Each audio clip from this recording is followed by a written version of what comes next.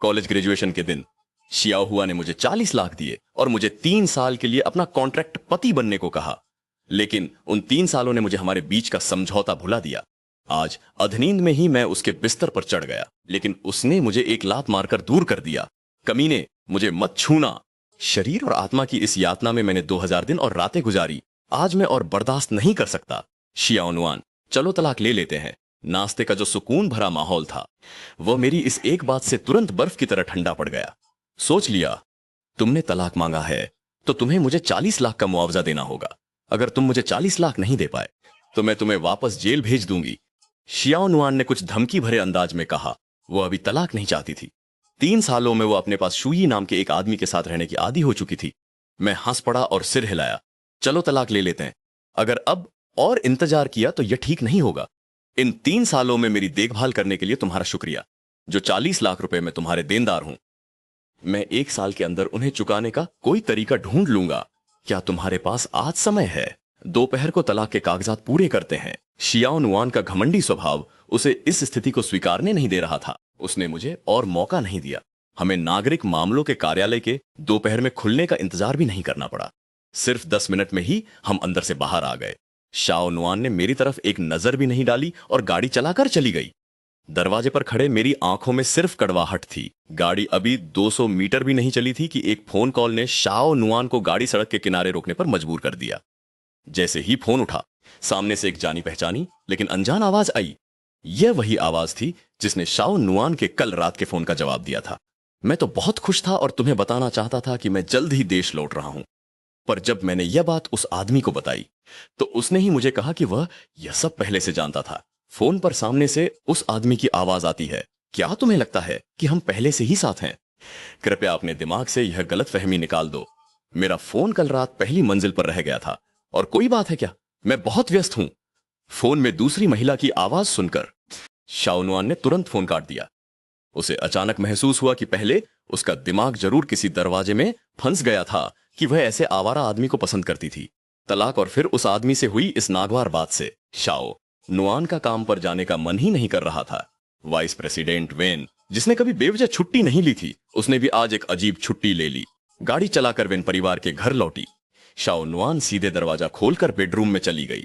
इस बार अभी तक बिस्तर से न उठी हुई चेन डुआन क्यू सिर टेढ़ा करके अपनी प्यारी बेटी को देख रही थी। तभी बेटी ने उसे अपनी बाहों में भर लिया और बोली, मां, मेरा और जूई का तलाक हो गया है। रात के 11 बजे वेन परिवार में शियाओ नुआन को सोफे पर बिठाया गया था, जहां वह अपने माता पिता के गंभीर सवालों का सामना कर रही थी। बूढ़े वेन अपने बच्चों को बहुत प्यार करते थे, लेकिन आज उन्होंने अपनी बेटी का बचाव नहीं किया और अपनी हर लाडली बेटी को डांट सुनने दी। मां ने कहा, शियाओ नुआन, तुम्हें वाकई अच्छे बुरे की समझ नहीं है। तुमने हमेशा जूई को तंग किया, चलो उस बात को छोड़ो, लेकिन तुम तलाक कैसे ले सकती हो? इन कुछ सालों में तुम अपने काम में बहुत सफल रही हो। तुम्हारे पीछे से तुम्हारी मदद कौन कर रहा था? तुम्हारे वो सारे काम, उनमें से कौन सा ऐसा था जो जूई ने आधी रात को तुम्हारे लिए नहीं किया था? घर पर तुम्हारी खाने पीने और दूसरी सभी जरूरतों का ध्यान रखते हुए जूई ने अपनी सारी काबिलियत बर्बाद कर दी। वह रोज सुबह शाम का खाना तुम्हारे लिए बनाता था, तुम्हारे नहाने का पानी तैयार करता था और यहां तक कि तुम्हारे अंदरूनी कपड़े भी जूई धोता था। पता नहीं पिछली बार कौन था जिसने मुझे बताया था कि घर में एक आदमी का होना कितना अच्छा होता है, और अब तुम मुझे बता रही हो कि तुमने तलाक ले लिया। जूई ने पिछले कई जन्मों के बुरे कर्म किए होंगे जो उसे तुम्हारे जैसी औरत मिली। डांट सुनकर शियाओ नुआन के चेहरे का रंग उड़ गया। वह चुप नहीं रह पाई। उसने अपना सीना फुलाया और पलटकर जवाब दिया, मैं तुम्हारी बेटी हूं या जूई? मैं तुम्हें बताती हूं। जूई ने तलाक का प्रस्ताव रखा था, तुम्हारी बेटी को छोड़ दिया गया है। यह सुनकर बगल में खड़े बूढ़े वेन तुरंत भड़क गए। उन्होंने चिल्लाते हुए अपना फोन निकाला और उस लड़के से सवाल करने ही वाले थे, मेरी बेटी उस कमीने से कहां कम है? लेकिन इससे पहले कि फोन लगता, चेन नुआन क्यू ने गुस्से में चिल्लाते हुए कहा, तुम्हें अभी भी जूई को फोन करने की हिम्मत कैसे हुई? तुम्हें डर नहीं लगता कि जूई कहेगा शियाओ नुआन के दिल में कोई और लड़का है? क्या वह है शियाओ नुआन दू परिवार के उस कमीने के वापस आने का इंतजार नहीं कर रही है? तुम्हें क्या लगता है मुझे नहीं पता या जूई को भी नहीं पता? शियाओ नुआन, मैं तुम्हें बता रही हूं, अगर तुमने दू परिवार के उस कमीने के साथ रहने की हिम्मत की तो मैं तुम्हारे हाथ में मौजूद सारे शेयर वापस ले लूंगी। तब देखना दू परिवार का वह कमीना तुम्हें कैसे लात मारकर बाहर निकालता है। ये शेयर तो मेरे पिताजी के हैं। तुम अपने पिताजी से पूछो क्या वो तुम्हें यह शेयर देने की हिम्मत करेंगे? चेन नुआनक्यू गुस्से में वेन अंकल की ओर मुड़कर, ओल्ड वेन, क्या आपको मुझसे लड़ना है? चेन नुआनक्यू ने वेन अंकल को घूर कर देखा। इस बार वे अपनी पत्नी के पक्ष में थे। फिर उन्होंने भौएं चढ़ाकर शाओ नुआन से धीरे से कहा, मैं और तुम्हारी मां दोनों की एक ही राय है। हम तुम्हें दू जितेंग के साथ रहने की अनुमति नहीं देंगे। शाओ नुआन ने सिर उठाया, गुस्से से अपने माता पिता की ओर देखा और दांत पीसते हुए बोली, अब जुई को आप लोगों की बेटी नहीं चाहिए। मैंने जुई को नहीं छोड़ा है। कल रात दू जितेंग ने मुझे फोन किया और कहा कि वह देश वापस आ रहा है और वापस आते ही मुझसे शादी करेगा। फोन जुई ने उठाया था। आज सुबह जुई ने तलाक का प्रस्ताव रख दिया। अब आप लोग बताओ मैं किस काम की रही? अब आप लोग बताओ मैं किस काम की रही, है ना? चेन नुआनक्यू ने कहा, जुई हाओ, तुम लोग जू यी से मिलो और शियाओ नुआन के विरोध का सामना करो। उन्होंने शियाओ नुआन की बात को साफ तौर पर नजरअंदाज कर दिया। अपनी बेटी को ताने भरी नजरों से देखते हुए वो बोली, क्या तुम्हें लगता है कि तुम्हारी मां तुम्हारी ये छोटी मोटी चालें नहीं समझ सकती? दू जिटेंग वापस आ रहा है ना? कल से मैं तुम्हारा घर आधी कीमत पर बेच दूंगी। चूंकि तुम्हारा तलाक हो गया है तो वापस घर आकर रहो। अगर रात 9 बजे के बाद घर आने की हिम्मत की तो मैं तुम्हारी टांगे तोड़ दूंगी। तुम किसी के साथ भी रिश्ते में रह सकती हो, बस दू जिटेंग के साथ नहीं। आज मैंने यह बात साफ कर दी है, तुम आज कहीं नहीं जा सकती। मैं अभी जूई से मिलने जा रही हूं, यह पूछने की आखिर वो तलाक क्यों लेना चाहता है। शियाओ नुआन, तुम बेहतर होगा कि दुआ करो जूई मुझे सच्चाई न बताए। इतना कहकर चेन नुआनक्यू खड़ी हो गई और लाओ वेन को एक धमकी भरी नजर डाली। अगर उसने नुआन को घर से बाहर जाने दिया तो उसे अच्छी जिंदगी नहीं मिलेगी। फौज से ताल्लुक रखने वाली चेन नुआनक्यू कभी घुमा फिरा कर बात नहीं करती थी। वह शियाओ नुआन को प्यार से नहीं समझाती थी, क्योंकि यह काम लाओ वेन करता था। अगर वह खुद और सख्त ना होती तो इस घर में कोई इस लड़की को संभाल नहीं पाता। चेन नुआनक्यू कमरे में गई, एक संपत्ति का कागज, प्रॉपर्टी डीड निकाला और शियाओ नुआन को घूरा। अगर वह सख्त नहीं होती, तुम नहीं चाहते कि तुम्हारे मामा तुम्हें पकड़ने के लिए सेना भेजे, तो चुपचाप घर पर रहो। मैं आज ही घर बेचूंगा और जू यी को ढूंढूंगा। तुम्हें जो करना है करो। मैं तो तुम्हें कहीं से मिला था, तुम अपने जू यी बेटे को ढूंढो। मैंने वार्म की बात पर ध्यान नहीं दिया, दरवाजा खोला और तेजी से बाहर निकल गया। इस समय मुझे समझ नहीं आ रहा था कि मैं कहां जाऊं और मैं सड़क पर भटक रहा था। अचानक मेरे हाथ में मौजूद पुराना फोन बज उठा। स्क्रीन पर सास नाम देखकर मेरे माथे से तुरंत पसीना बहने लगा। मैंने कांपते हुए फोन उठाया और धीरे से हेलो कहा। मेरी सास ने गुस्से में कहा, ओह छोटे बदमाश, लगता है मैंने तुम्हें बहुत ज्यादा छूट दे दी है। फिर से हेलो बोलकर दिखाओ। मैं अभी फौज को फोन करती हूं और तुम्हें यहीं खत्म करवा देती हूं। मैंने कहा, मां मुझसे गलती हो गई। सास बोली, अब आया अकल ठिकाने, दोपहर हो गई है, तुमने अभी तक खाना नहीं खाया होगा, है ना? मैं बाइक सिंह कैली में तुम्हारा इंतजार कर रही हूं। तुमसे और नुआन के तलाक के बारे में बात करनी है। मैं तुम्हें सिर्फ 10 मिनट देती हूं। मैंने कहा, मां अगर मैं नहीं पहुंच पाया तो मुझे पता है आप सेना भेजकर मुझे पकड़वा लेंगी। 10 मिनट में मैं जरूर वहां पहुंच जाऊंगा। गर्मी की दोपहर का मौसम बहुत गर्म था। मुझे कोई टैक्सी नहीं मिली तो मैं पूरा रास्ता दौड़ते हुए निजी कमरे में पहुंचा। मेरी सास ने ठीक उसी समय अपना फोन निकाला था और लग रहा था कि वह फोन करने वाली हैं। उन्होंने हाँफते हुए मुझे देखा और हल्के से सिर हिलाया। फिर भी ठीक है, तलाक के बाद भी तुम मुझे अपनी सास को इतनी अहमियत देते हो। मुझे बताओ कि तुम और जियाओ नुआन क्यों अलग हुए? सोचकर जवाब देना, वरना मैं तुम्हें सच में खत्म कर दूंगी। ये सुनकर मैंने झूठ बोला कि मुझे बच्चा पैदा करने में दिक्कत है। चलो अस्पताल चलते हैं। मैं अभी जियाओ नुआन को फोन करती हूं, उसे बुलाकर साथ आने को कहती हूं। अपनी सास के सामने मेरे पास कोई चारा नहीं था। अस्पताल जाना तो बिल्कुल भी मुमकिन नहीं था। अगर सास को पता चल जाता कि मैं झूठ बोल रहा हूं तो मेरी तो शामत आ जाती। मैंने एक लंबी सांस ली, कुर्सी पर बैठ गया और धीमी आवाज में बोला, जियाओ नुआन और मेरी शादी सिर्फ एक सौदा थी। उस समय मैं मुश्किल में था। मेरी मां को 4 लाख रुपए की सर्जरी की जरूरत थी। मेरे पास कोई चारा नहीं था। मुझे जियाओ नुआन से मदद की गुहार लगानी पड़ी। हमारी शादी भी उसने मेरी कमजोरी का फायदा उठाकर की थी और मैं आपकी और ससुर जी की मदद करता था। अब अनुबंध का समय पूरा हो चुका है और मैं जियाओ नुआन को और रोके नहीं रख सकता। कोई रास्ता नहीं था। सास के सामने चालाकी दिखाना मुझे और मुश्किल में डाल देता। मुझे सिर्फ सच सच बताना था। जब मैंने सच बताया तो मैंने सारी जिम्मेदारी अपने ऊपर ले ली। लेकिन सास का ध्यान हमारी इस समझौते वाली शादी पर नहीं था, बल्कि उन्होंने माथा सिकोड़ कर पूछा, क्या मैं बहुत बूढ़ी हूं? मैंने झट से कहा, नहीं नहीं नहीं, आप बिल्कुल भी बूढ़ी नहीं है। एक शब्द छूट गया था, मां आप बिल्कुल बूढ़ी नहीं लगती। जब आप बाहर जाती हैं तो लोग कहते हैं कि आप और शुआन बहनें हैं। चेन नुआनक्यू संतुष्ट हुई और फिर बोली, समझौता विवाह। मैं मान सकती हूं कि आप दोनों इन 3 सालों से प्यार में हैं। शुआन में सच कहूं तो बहुत सी कमियां हैं। वह साफ सफाई बिल्कुल नहीं रखती, लेकिन चिल्लाती है कि उसे साफ सफाई पसंद है। उसमें कोई जीवन कौशल नहीं है, अच्छी पढ़ाई और दिखने में सुंदर होने के अलावा उसमें कोई और गुण नहीं है। क्या तुम्हें शुआन जरा भी पसंद नहीं है? कुछ सालों में तो अगर कोई कुत्ता भी पास हो तो उससे भी लगाव हो जाता है ना? मैं ये नहीं कह रही कि तुम कुत्ता हो, मैं तो शुआन की बात कर रही हूं। वह दमदार सांस थी। मेरे माथे से पसीना रुकने का नाम ही नहीं ले रहा था। मैंने पसीना पोंछते हुए दबी आवाज में कहा, आप तो मेरी हैसियत जानती हैं। अगर मेरे पास कोई कमजोरी ना होती तो शुआन जैसी लड़की इस जन्म में मुझसे बात तक ना करती। इस तरह के रिश्तों में बराबरी का मेल देखना जरूरी होता है ना? अगर मुझे शुआन पसंद भी होती तो भी क्या फायदा? उसे तो कोई और पसंद है। आप कहती हैं दू परिवार के उस छोटे से बच्चे को पेट दर्द होता है। क्या वह सिर्फ शुआन के हाथ में फैंटेसी ग्रुप के शेयर नहीं देख रहा है? केवल शुआन जैसी मूर्ख ही यह सोच सकती है कि उसका पेट दर्द वाला भाई सच में उसे पसंद करता है। आप कहती हैं कि आप तलाक चाहती हैं, तो भी। चेन नुआनक्यू ने मुझसे कहा, अपनी मां को बताओ अब क्या करना है। डू जिटिंग वापस आ गया है और छोटी नुआन ये बेवकूफ खुद को बर्बाद करने पर तुली है। क्या हम बूढ़े वेन की जिंदगी भर की मेहनत दू परिवार को यूं ही दे देंगे? काश मैंने कोई दबंग बेटा पैदा किया होता। इन बातों का जवाब देने की मेरी हिम्मत नहीं हुई। ना मैं हाँ कह सकता था, ना। लेकिन अच्छा हुआ कि चेन नुआनक्यू ने मुझे ज्यादा परेशान नहीं किया। उन्होंने अपने बैग से 1 लाख रुपए निकाले और मेरी तरफ फेंक दिए। तलाक हो गया तो हो गया, उन्होंने कहा। मैं चेन नुआनक्यू कोई पुरानी सोच वाली रूढ़िवादी इंसान नहीं हूं। इन 3 सालों में तुमने मुझे मां बुलाया है। अब भले ही तुम मेरे दामाद नहीं हो, लेकिन मेरे लिए आधे बेटे जैसे ही हो। छोटी नुआन तो खुद ही कंजूस है। अगर तुम्हारे पास 10,000 रुपए भी होते तो मुझे चेन नुआनक्यू को लगता कि मैंने अपनी जिंदगी बेकार ही जी। ये पैसे तुम अभी इस्तेमाल के लिए ले लो। इस शहर को छोड़ने के बारे में सोचना भी मत।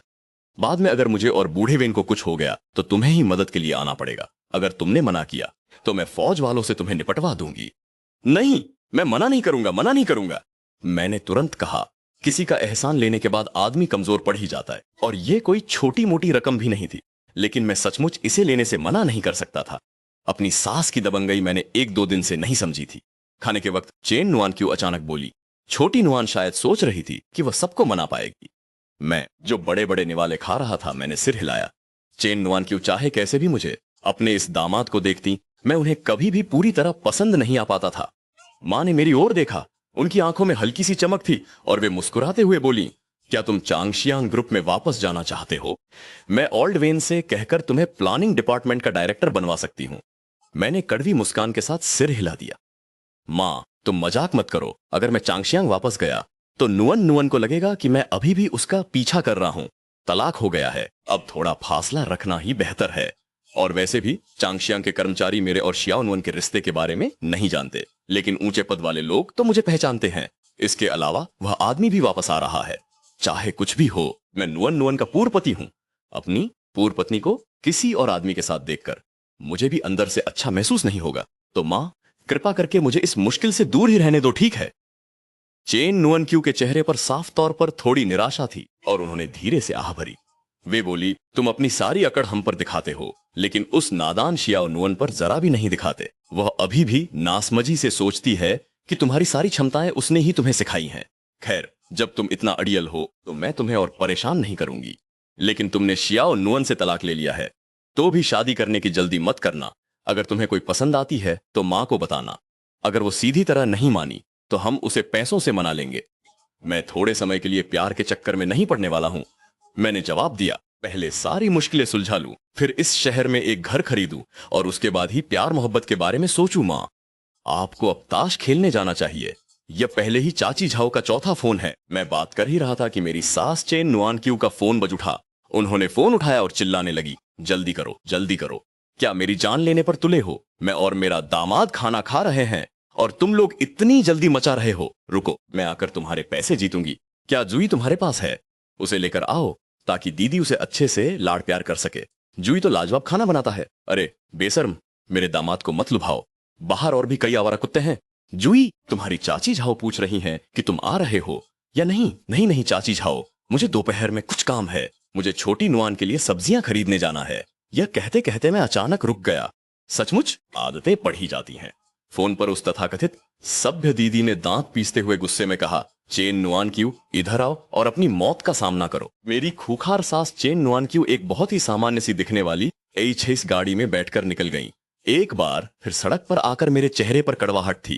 फिर मैंने मुट्ठियां कस ली। एक नया जीवन शुरू होने वाला था। यान खरीदो। मेरी सोच काफी सकारात्मक है। एक सिगरेट का पैकेट खरीदने के बाद मैं घर ढूंढने के लिए झोंगजी गया। आखिरकार मैंने एक महंगा, सबसे ऊपर की मंजिल वाला, फूजी संरचना का घर चुना। 4 करोड़ का कर्ज सिर्फ किफायत से पूरा नहीं किया जा सकता। कर्ज चुकाने के लिए सिर्फ बचत पर निर्भर रहना काफी नहीं है। दूसरी ओर शियाओ नुआन पहले ही बर्बादी की कगार पर थी। घर बिक चुका था। सास ने बड़े ही हल्के और बेपरवाह अंदाज में शियाओ नुआन को बताया कि उसने महजोंग खेलते हुए घर चाची झाओ से हार दिया था। अगर चाची झाओ को कोई शिकायत है तो वो झाओ नाम वाली महिला के पास जाए। इस चाची झाओ के प्रति, जिसने बचपन से ही उसे खुद को दीदी कहने के लिए मजबूर किया था, नुआन हमेशा एक सुरक्षित दूरी बनाए रखने की सोच रखती थी। यह बुजुर्ग महिला, जिसका व्यवहार बड़ों जैसा नहीं था, उसका पीछा करके पूछती थी, मेरी शारीरिक शक्ति कैसी है। इससे दुनियादारी से अनजान नुआन को समझ नहीं आता था कि वो क्या जवाब दे। इस मामले में नुआन एक कोरे कागज की तरह शुद्ध थी। इस समय नुआन बिस्तर के सामने बैठी खोई हुई थी। क्या उसे सच में पेट दर्द पसंद था, या फिर उसने इसे एक भावनात्मक सहारा मान लिया था। वह कई सालों से विदेश में थी। दरअसल समय ने सब कुछ धुंधला कर दिया था। जब हमारी नई नई शादी हुई थी तब देर रात तक लंबी फोन कॉल चलती थी। समय बीतने के साथ ये रात की बातें 1 घंटे में सिमट गई और आखिर में जब मैं खाना खा लो कहता तो फोन कट जाता था। मैं उसके मासिक धर्म के उन सबसे मुश्किल दिनों में सुबह जल्दी उठकर एक कटोरी फिश हेड टोफू सूप या शायद रिब सूप बनाता था और उसे थर्मस में बनाकर देता था। अदरक और गोजी बेरी का पानी तैयार था ताकि वह उसे कंपनी ले जाए। एक पल के लिए छोटू भ्रम में पड़ गया। उसके दिमाग में पेट दर्द की वो याद अब धुंधली पड़ती जा रही थी। इसके विपरीत मेरी अपनी सूरत साफ होती जा रही थी। छोटू ये बर्दाश्त नहीं कर पा रहा था। उसे मैंने ठुकराया था। वो ऐसी हालत में उस आदमी के बारे में सोचना बिल्कुल भी गवारा नहीं कर रहा था। लगभग टूट चुके छोटू ने चाबियां और मोबाइल उठाया और फिर से घर से बाहर निकल गया। बार में छोटू ने इस अनजान माहौल को देखा। उसने हिम्मत की और उस जगह में चला गया जहां वह पहले कभी नहीं आया था और जिसे वह मन ही मन नापसंद करता था। लेकिन उसे एहसास हुआ कि जैसे जैसे वो पीता गया उसका गुस्सा बढ़ता गया। वो उस जुई जैसे बेकार आदमी को क्यों याद कर रहा था। खाना अच्छा बनाता था, कमरा साफ सुथरा रखता था, कपड़े धोता था, अक्लमंद था और दिखने में भी स्मार्ट था। इसके अलावा उसमें और क्या खूबी थी। और सबसे जरूरी बात तो यह थी कि इस आदमी ने तलाक का नाम कैसे लिया और मुझे, छोटू को ठुकरा दिया। नशे में धुत छोटू ने ध्यान नहीं दिया कि उसके दिमाग में पेट दर्द नाम का कोई इंसान था ही नहीं। शराब नहीं, इंसान खुद मदहोश होता है। नमस्ते सुंदरी, क्या मुझे एक मौका मिलेगा तुम्हें एक ड्रिंक पर आमंत्रित करने का। छोटू को अब याद नहीं था कि यह कौन सा आदमी था जो उसे डिस्टर्ब करने आया था। वह बस शांति से थोड़ी देर शराब पीना चाहता था। उसने मुड़कर करीब 41 साल के उस शख्स को देखा जिसने महंगे ब्रांडेड कपड़े पहन रखे थे। छोटू। उस औरत ने अपनी शान दिखाते हुए कहा, मेरी सालाना आय 6 अंकों में है। मेरे पास 10 लाख रुपए से ज्यादा की घड़ियां हैं और मेरे पिता की तरफ के रिश्तेदार भी बड़े लोग हैं। मुझे तुम्हारी एक शराब की जरूरत नहीं है। यह सुनकर वो अधेड़ उम्र का आदमी मुस्कुराया और मुड़कर चला गया। उसकी आवाज से ही वो समझ गया था कि ये औरत उससे कुछ पूछ नहीं रही, बल्कि उसे अपनी हैसियत बता रही थी कि जो कुछ भी वो दे सकता है वो सब उसके पास पहले से ही है। जब वो आदमी उठकर जाने वाला था तभी एक और मनचला नौजवान उसके पास आया और कहने लगा, थोड़ा मान रखो, मेरे दोस्त उधर देख रहे हैं, आओ एक ड्रिंक पी लो। अकेले कितने बोर हो रहे होगे। बहन जी, आपकी ये टांगे तो बड़ी खूबसूरत हैं। अगर छोटा भाई इन्हें थोड़ा छू ले तो कोई ऐतराज तो नहीं होगा।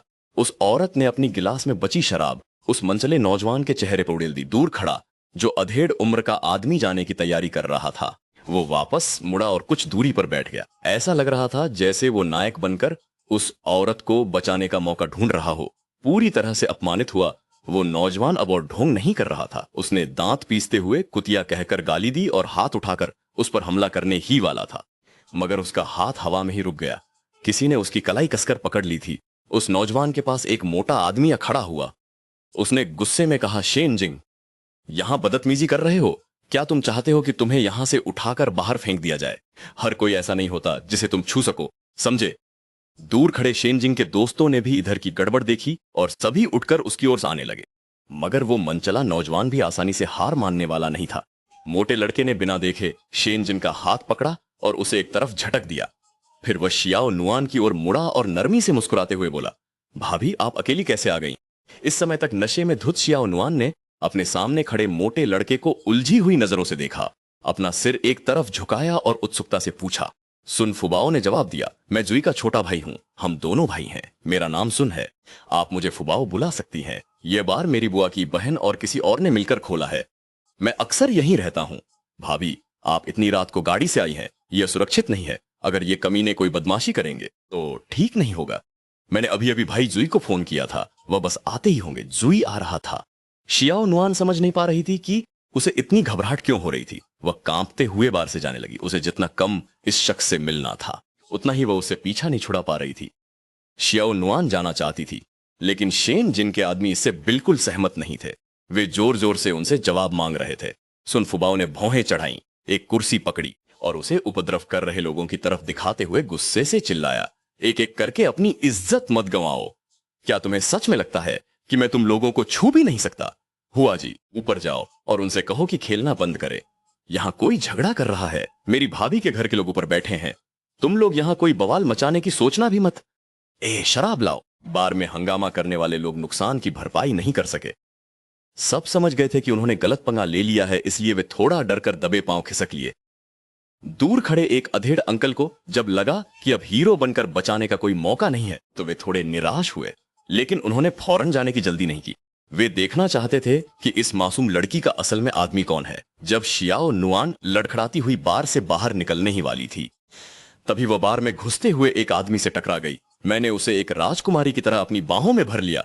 मैं सुन फुबाओ मुस्कुराता हुआ बार से निकल गया। भीड़ में खड़े लोग भी समझ गए थे कि उसका आदमी आ गया है।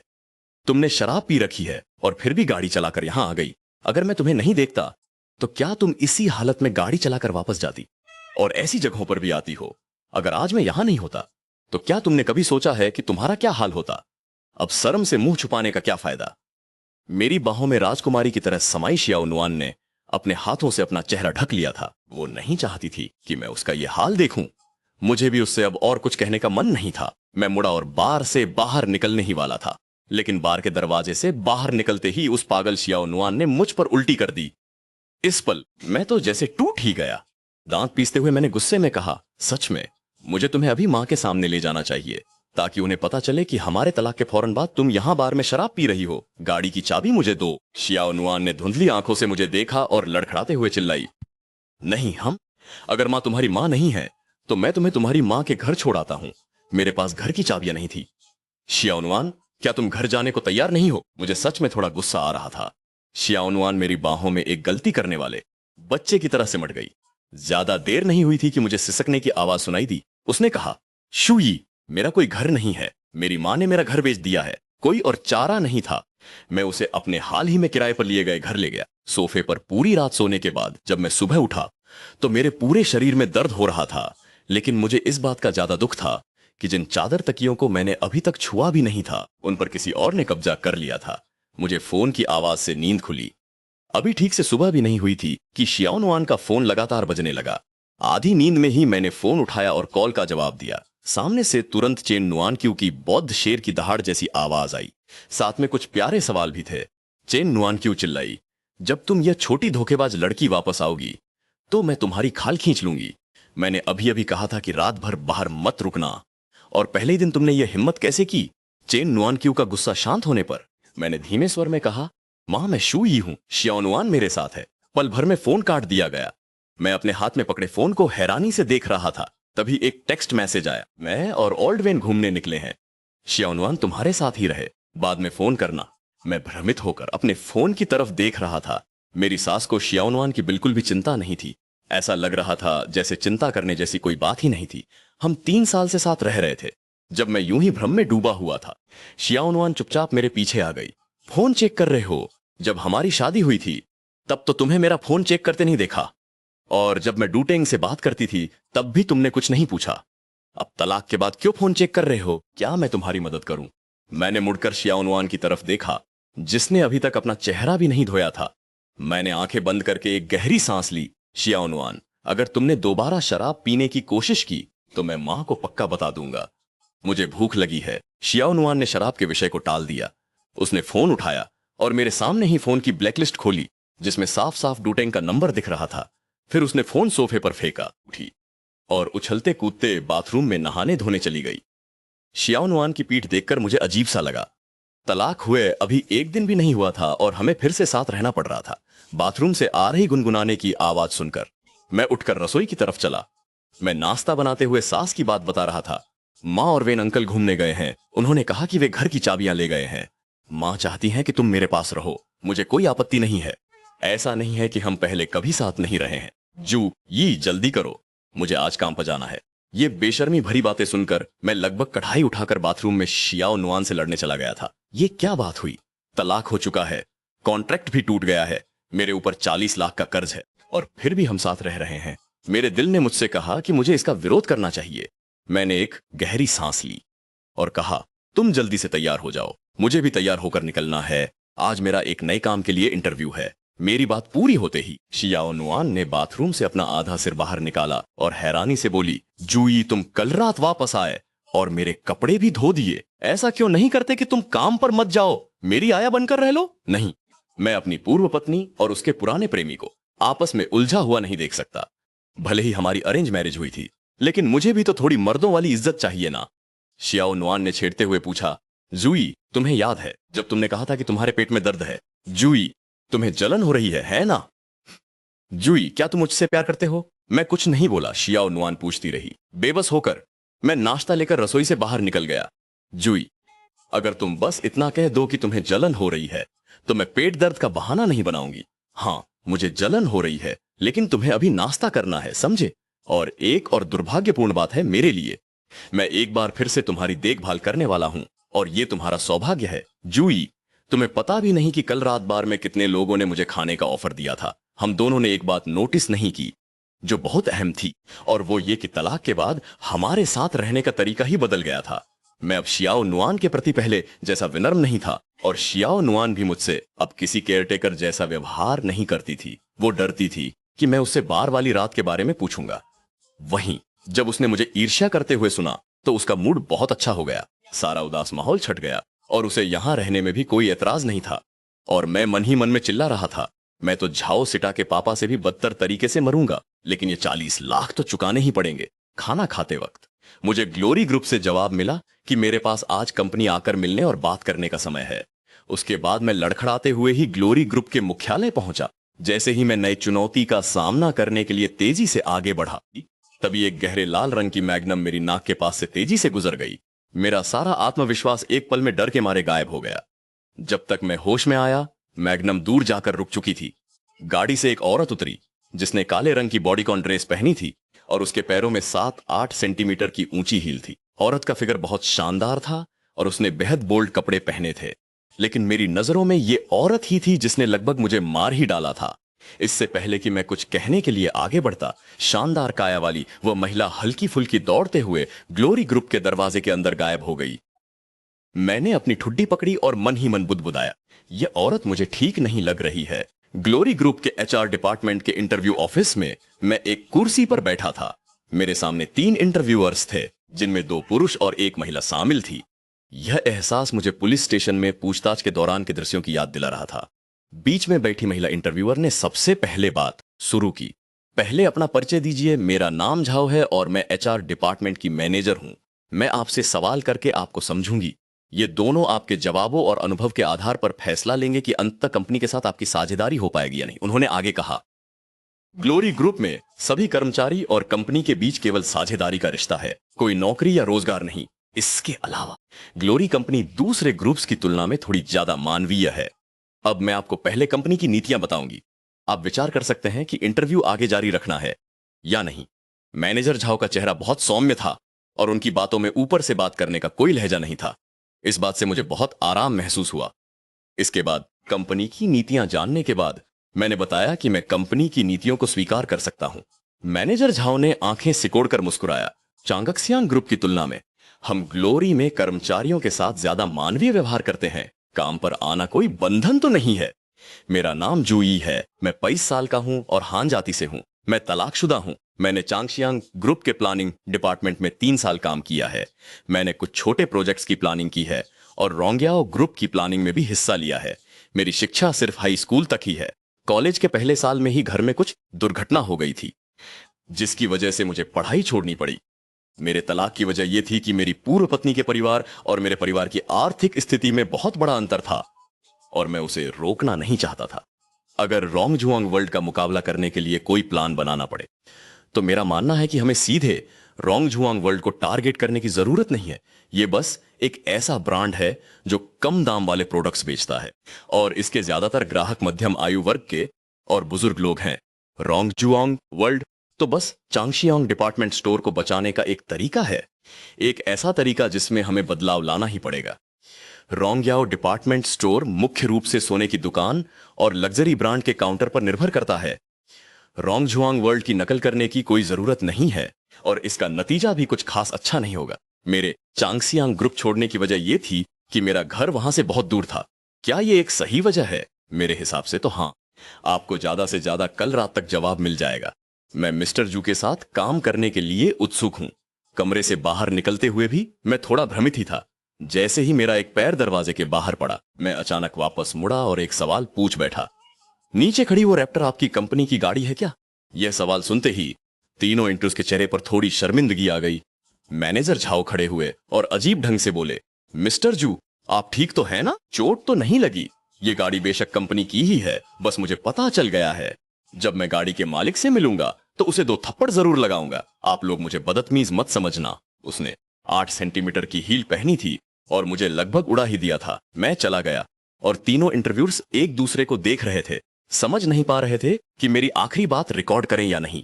मैनेजर झाओ ने अपने साथी इंटरव्यूअर्स को समझाया, हमारी गुई नाइना पहली बार हाई हील्स पहनकर गाड़ी नहीं चला रही थी और यह बात पूरी कंपनी को पता है। 9 बजे के आसपास स्क्वायर पार मत करना, तुम्हें भटकना नहीं है। हमेशा पैदल मार्ग, फुटपाथ का इस्तेमाल करना है। फिर उन्होंने राहत की सांस ली और कहा, मुझे यह लड़का अच्छा लगा, हम इसे पहले 1 महीने के लिए रख सकते हैं। वैसे भी कंपनी में 1 महीने का प्रोबेशन पीरियड होता है। कॉन्ट्रैक्ट में भी लिखा होगा कि 1 महीने के भीतर बिना किसी कारण के उसे नौकरी से निकाला जा सकता है। रही बात उसके लगभग टकराने की, तो उसे हमारी गुई नाइना का स्वागत तोहफा ही समझ लो। आखिरकार हम सभी इस दौर से गुजर चुके हैं। यह अब ग्लोरी ग्रुप की एक परंपरा बन चुकी है। लिफ्ट का इंतजार करते हुए मेरे दिमाग में बस इसके पीछे की सारी बातें घूम रही थी। क्या यह तलाक का ही फल है? अभी अभी तलाक हुआ था और उसके तुरंत बाद चेन नुआन क्यू ने मेरी खबर ले ली। फिर छोटी नुआन भी वापस आ गई।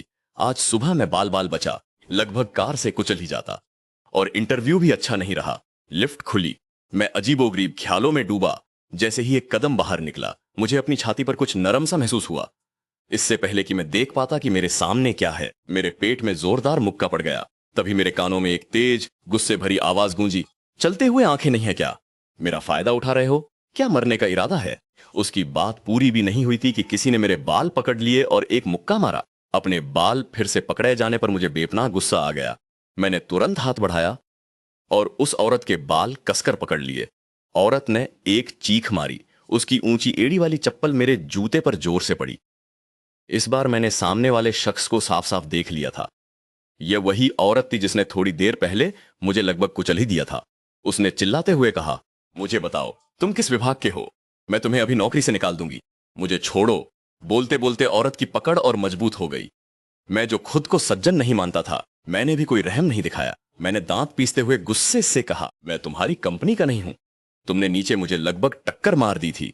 मैं तो तुम्हें ढूंढने की फिराक में ही था। इस पूरे हंगामे ने देखने वालों की भीड़ जमा कर दी। इंटरव्यू लेने वाले तीनों लोग भी तुरंत वहां पहुंच गए, क्योंकि ये दोनों आवाजें उनके लिए बहुत जानी पहचानी थी। एचआर विभाग के मैनेजर झाओ सामने का नजारा देखकर पल भर के लिए सन्न रह गए। उन्होंने चीखा, जूई जल्दी छोड़ो उसे। मैनेजर लियू तुम भी छोड़ो, सारे कर्मचारी देख रहे हैं। जूई पहले तुम छोड़ो, मैनेजर लियू एक लड़की है। मैंने अपना हाथ ढीला किया, लेकिन उस औरत ने न सिर्फ मुझे नहीं छोड़ा, बल्कि मेरा गला काटने के लिए मेरी गर्दन की तरफ मुंह बढ़ा दिया। मैनेजर झाओ ने चुस्ती दिखाते हुए तुरंत उसे समझाया और रोका। काफी मान मनोबल के बाद मैनेजर लियू ने हाथ छोड़ा। इस समय हम दोनों बुरी तरह उलझे हुए एक दूसरे को घूर रहे थे। लियू रुयान ने झुककर मेरी तरफ चप्पल फेंकने ही वाली थी। मैनेजर झाओ ने तुरंत मैनेजर लियू को कसकर पकड़ लिया, उन्हें समझाया और फिर मुझे पहले वहां से जाने का इशारा किया। उन्होंने कहा कि थोड़ी देर बाद वो मैनेजर लियू की तरफ से मुझे फोन करके माफी मांगेंगे। मैं एक ठंडी सांस छोड़कर लिफ्ट में चला गया। धत्त तेरी की। मेरे जाने के बाद लियू रुयान अपने बाल ठीक करते हुए धीरे से बोली, मैनेजर झाओ क्या आप इस आदमी को जानते हैं? मैनेजर झाओ ने उसकी छोटी स्कर्ट ठीक करते हुए धीरे से जवाब दिया, मैनेजर लियू, यह आज इंटरव्यू के लिए आया था। अभी नीचे आप इनसे टकराते टकराते बची थी। मुझे पता है, लियू रुयान ने झल्ला कर कहा। जब मैं किसी हैंडसम लड़के को देखती हूं तो मुझे गुस्सा आता है। मैं सिर्फ देख सकती हूं, अपना बना तो नहीं सकती। ऐसे लोगों को यहां क्यों रहने दूं? लियू रुयान ने आगे कहा। जो इंटरव्यू के लिए आया था उसे कहो कल नौकरी पर आए। उसने मेरे बाल खींचे और मेरा फायदा उठाया। अब देखो मैं उससे कैसे खेलती हूं। वह चली गई। जाते समय उसने अपनी स्कर्ट ऊपर उठाई और अंदर की सुरक्षा पैंट को खींचा। लोग अंदर ही अंदर गुस्सा थे पर कुछ कह नहीं पा रहे थे। कंपनी हर तरह से अच्छी थी, बस यह महाप्रबंधक ही था जो डरावना लगता था। कंपनी से निकलते ही मुझे मेरे चयन की पुष्टि का एक मैसेज मिला, जिसमें लिखा था कि मैं परसों सोमवार को कंपनी में काम शुरू कर सकता हूं और सभी जरूरी दस्तावेज फ्रंट डेस्क से ले सकता हूं। लेकिन मुझे हमेशा एक अजीब सी आशंका महसूस होती थी। मैं मना नहीं कर सकता था। ग्लोरी ग्रुप में जाना मेरी योजना का पहला और सबसे महत्वपूर्ण कदम था। केवल यही मुझे अपनी प्रतिभा दिखाने का मौका मिल सकता था। शियाओ नुआन के साथ बिताए 3 सालों ने सभी महिलाओं के प्रति मेरी अच्छी कल्पनाओं को तोड़ दिया था। अकेले रहने वाली महिला का कमरा इतना बिखरा हुआ क्यों होता है? शियाओ नुआन की याद आते ही मैंने अपनी सास को फोन लगाया और पूछा कि वो दोनों कब वापस आ रहे हैं। फोन लग गया। हेलो बेटा, तुम्हारी माँ तो ताश खेल रही है, हम सान्या में हैं। फोन पर ताश की मशीन की आवाज सुनकर मुझे लगा जैसे मेरा रक्तचाप बढ़ गया हो। क्या फालतू का बहाना था। वो दोनों बस शियाओ नुआन को वापस नहीं भेजना चाहते थे ताकि उनकी अपनी दुनिया में कोई दखल ना पड़े। लेकिन मैं शियाओ नुआन को सचमुच वापस भेज नहीं सकता था।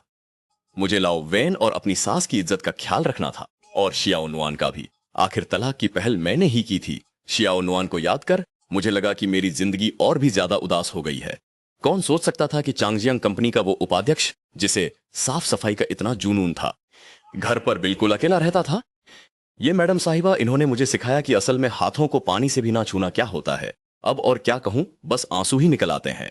एक आलीशान विला में चेन नुआनचियू महाजोंग टेबल से उठ चुकी थी। उनके जाने का मकसद था बुजुर्ग वेन से निपटना, जिसने कुछ ऐसी बात कह दी थी जो नहीं कहनी चाहिए थी। आरामदायक कपड़ों में बुजुर्ग वेन ने भौहें सिकोड़ी और अपनी उस पत्नी की ओर दुखभरी नजरों से देखा जिसने सालों से उन्हें दबा रखा था। उन्होंने एक लंबी सांस ली और बोले, तुम्हें क्या लगता है हम जो कर रहे हैं वो सच में सही है? कहीं कोई मुसीबत तो नहीं हो जाएगी? चेन नुआनचियू ने संतरा छीला, उसे बुजुर्ग वेन को थमाया और भौहें चढ़ाकर बोली, इन दोनों बच्चों के बीच कई राज छिपे हैं। मैंने ज्यादातर बातें पता कर ली हैं। और हाँ, क्या उस छोटी एहसान फरामोश ने हमें फोन किया कि वो घर आ रही है? उसे तो जूयी की सेवा की आदत हो चुकी है। तुम बेवजह चिंता मत करो। इस लड़के जूयी को हमने 3 साल से देखा है। तुम्हें उसका स्वभाव नहीं पता क्या? मैं तुम्हें चुपके से बताती हूं। ये जूयी सिगरेट पीता है, लेकिन उस छोटी एहसान फरामोश के लिए उसने 3 साल तक एक भी सिगरेट नहीं पी। तुम्हें क्या लगता है उस छोटी एहसान फरामोश को कुछ हो सकता है? बुजुर्ग वेन ने संतरा नीचे रखा, पीछे होकर बाहर की ओर देखते हुए चेन नुआनचियू की ओर भौहें सिकोड़ कर कहा, जूई सिगरेट पिए तो ठीक है, और अगर मैं पीऊं तो नहीं। चेन नुआनचियू, तुम हद पार कर रही हो। क्या तुम मुझे तलाक दे दोगी अगर मैं हद पार कर दूं? आज मैं खुश हूं युन शुए। शायद आप अपने पुराने दोस्तों के साथ बालकनी में सिगरेट पीने के लिए उठते हैं और दौड़कर जाते हैं। असल में चेन नुआनक्यू ने शियाओ नुआन को फोन किया था। उसने कहा था कि अगर शियाओ नुआन अपनी गलती मान ले तो उसे घर की चाबियां मिल जाएंगी और वह वापस घर आकर रह सकेगा। लेकिन इस एहसान फरामोश ने एक शब्द भी नहीं कहा और फोन काट दिया। यह तो साफ है कि उसे किसी का सहारा मिला हुआ है, कोई उसका साथ दे रहा है। फिर चिंता किस बात की? चेन नुआनक्यू वापस महजों की मेज पर भागा। मैं अपनी ट्रॉली धकेलते हुए सुपरमार्केट में घूम रहा था और सोच रहा था कि रात के खाने में क्या बनाऊं। आखिर में मैंने बड़ी आंत का एक टुकड़ा, कुछ सेम की फली और मशरूम खरीदे। जब मैं घर वापस आया, शियाओ नुआन तब तक आ चुका था। उसने खास तौर पर अपने लिए पीले रंग का छोटा भालू वाला कार्टून पजामा खरीदा था और सोफे पर बैठा चिप्स खाते हुए टीवी देख रहा था। मुझे सीढ़ियों पर खड़ा देख उसने चिप्स एक तरफ रखे, सिर ऊपर उठाया और जोर से चिल्लाया, शुई, मुझे भूख लगी है। मैंने गहरी सांस ली और धीरे से कहा, क्या तुम मोटे होने की तैयारी कर रहे हो? शियाओ नुआन ने जोर से सिर हिलाते हुए कहा, शुई, मैं खाने और किराए का खर्चा उठा सकता हूं। उसने फिर कहा, मुझे छोड़ दिया गया है। मैंने अपनी मां को फोन किया था, लेकिन उन्होंने उठाया नहीं, और तो और मुझे मैसेज करके डांटा भी। मैसेज मुझे दिखाओ, मैंने कहा। डिलीट कर दिया, उसने जवाब दिया। क्या तुम इस मौके का फायदा उठाकर मेरा फोन चेक करना चाहते हो? लो, देख लो। मैं बाथरूम गया। शियाओ नुआन ने मुट्ठी भींचकर जोर से कहा, पेट में दर्द हो रहा है। उसे सच में ब्लैकलिस्ट कर दिया गया था बिना किसी कारण के। शियाओ नुआन बस नहीं चाहता था कि वह आदमी उसे और परेशान करे। जब मैं सब्जियां धो रहा था तब शॉनवान चुपचाप किचन में घुस आई, हाथ पीछे बांधे। वो उत्सुकता से सिंक में रखी चीजों को देख रही थी। धीरे से बोली, यह सब तो मुझे बहुत पसंद है। क्या तुम्हें डर नहीं कि मैं आज वापस ही नहीं आऊंगी? मैंने बिना सिर घुमाए, ध्यान से अपना काम करते हुए शांति से जवाब दिया, तुम्हें तो किचन की गंध पसंद नहीं आती, फिर यहां क्या कर रही हो? मुझे खाने में कोई नखरे नहीं है। तुम वापस नहीं भी आओगी तो मैं खा लूंगा। शॉनवान ने तुरंत कहा, तुम बदल गए हो। वाकई मर्द कितने बदलते हैं। तलाक को अभी कुछ ही दिन हुए हैं और तुम मुझसे इतने बेरुखे हो गए। भूलना मत, तुम्हारी दीदी अभी भी तुम्हारी देनदार है। पैसे वापस दो। पैसे वापस। फिर बोली, अगर तुम्हें कोई नखरे नहीं तो केकड़े क्यों नहीं खरीदते? केकड़े हमेशा शॉनवान ही बने बनाए खरीद कर लाती थी। शादी के बाद कुछ सालों में उसकी और मेरी सिर्फ एक बार लड़ाई हुई थी। वजह यह थी कि शॉनवान एक बार जिंदा केकड़े ले आई और मुझे उन्हें पकाने को कहा। मेरे हाथ नहीं चले तो मैंने उन्हें मछली घर में पालना शुरू कर दिया। और फिर अगले दिन मैंने देखा कि शॉनवान ने एक एक करके उछलते कूदते सभी केकड़ों को उबलते पानी के बर्तन में डाल दिया। उस पूरी रात मेरा चेहरा उतरा हुआ था। मैंने ना रात का खाना बनाया, न बर्तन धोए, न किचन साफ किया। शॉनवान समझ गई थी कि उसने गलती की है। मैं ज्यादा देर तक नाराज नहीं रहा, मुड़ा और किचन से बाहर निकल गया। जब शॉनवान को लगा कि मैं फिर से हड़ताल पर चला गया हूं, मैं वापस आ गया और साथ में उसके लिए एक डिब्बा दही भी लाया। बाहर जाकर सोफे पर बैठो और कुछ पी लो, यहां मुझे परेशान मत करो। तलाक के बाद मैं शाओनवान के प्रति इतना विनम्र नहीं रहूंगा।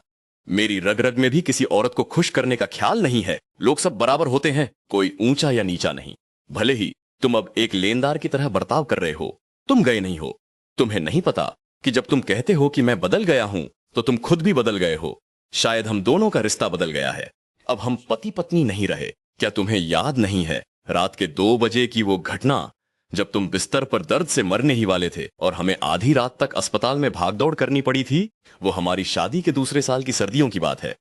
शाओनवान ने बहुत तीखी मसालेदार उबली मछली खाने की जिद की थी और फिर आधी रात को उसे तुरंत अस्पताल ले जाना पड़ा। डॉक्टरों ने उसकी आंतों में ऐंठन बताई थी। कोई दवा काम नहीं कर रही थी, ड्रिप भी नहीं। आखिर में कोई और रास्ता नहीं बचा था। मैं बस शाओनवान को लगातार पानी पिलाता रहा। मैं पूरी रात उसके बिस्तर के पास बैठा रहा। शाओनवान पूरी रात अस्पताल के बिस्तर पर दर्द से कराहता रहा क्योंकि शाओनवान ने दूसरों की नींद खराब की थी। मैं तो अस्पताल में किसी से लड़ने ही वाला था। शाओनवान को भी वो घटना याद आ गई। पहले उसे लगता था कि यह मेरा फर्ज है, पर अब सोचता है कि शायद वो भी एक छोटी सी खुशी थी। आखिरकार ये तो बस एक समझौता शादी थी। डिलीवर कर दिया।